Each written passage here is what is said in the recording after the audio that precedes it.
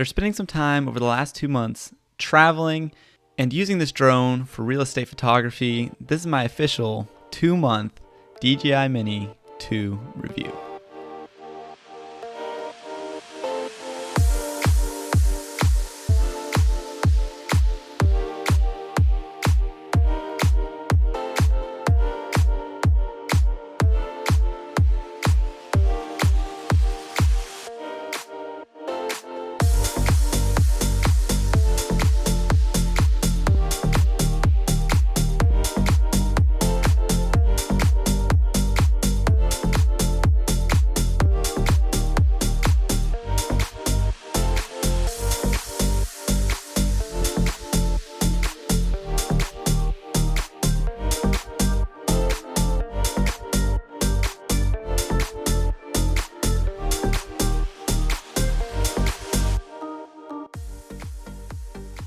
All the clips that you just saw are clips that I took on my most recent road trip, kind of across the southwest of the United States, through Colorado, all the way to LA, from Texas.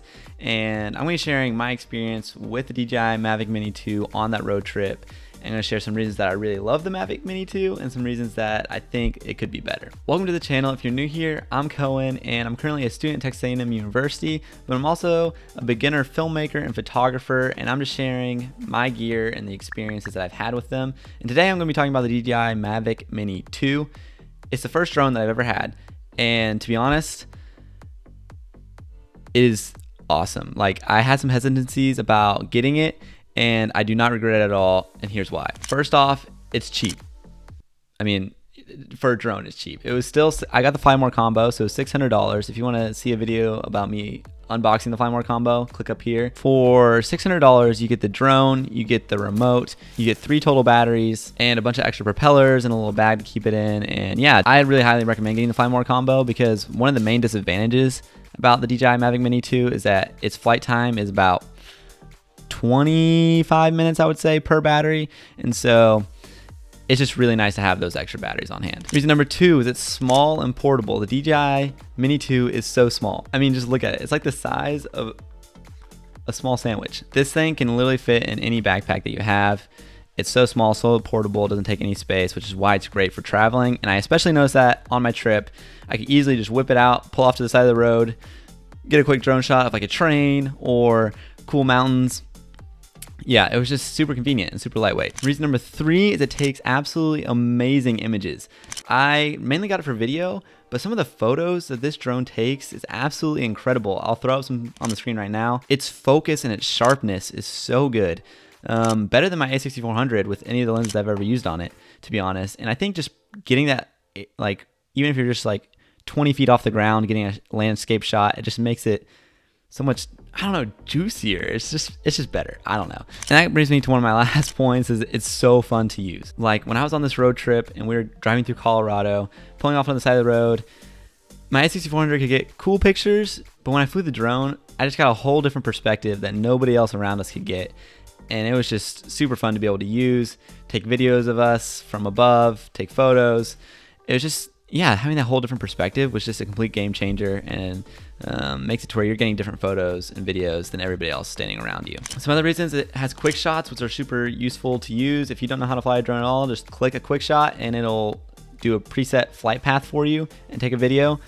Super helpful, and they look pretty sick. Now, all that being said, it's not the perfect drone. There are definitely some disadvantages, and one thing is the lack of sensors. Like, it only has sensors directly beneath the drone.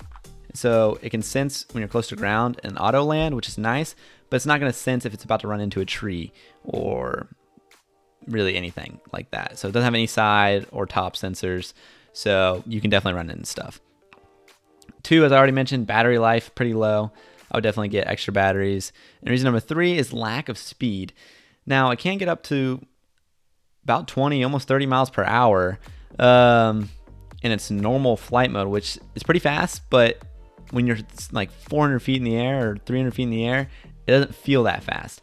And so when you fly lower to the ground, it'll feel a little faster, but still it's not gonna be as fast as those FPV drone shots that you see of those guys flying those drones at like 70 miles an hour. So it's not gonna quite look like that, but that's just kind of what you get with the $600 drone. So yeah, that's been my experience with the Mavic Mini 2.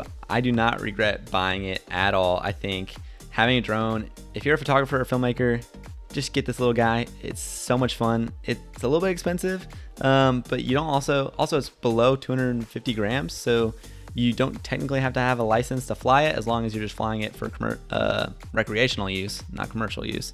I went ahead and got my Part 107 commercial license just because I wanted to be able to use the footage on like monetized YouTube videos and make money with like real estate shoots and stuff like that. So that's another advantage of having such a small drone. Like seriously, if you're contemplating buying this drone, do it. I do not regret it at all. If you have any questions, leave them in the comments below. And yeah, I hope you have a great rest of your day. See you in the next video.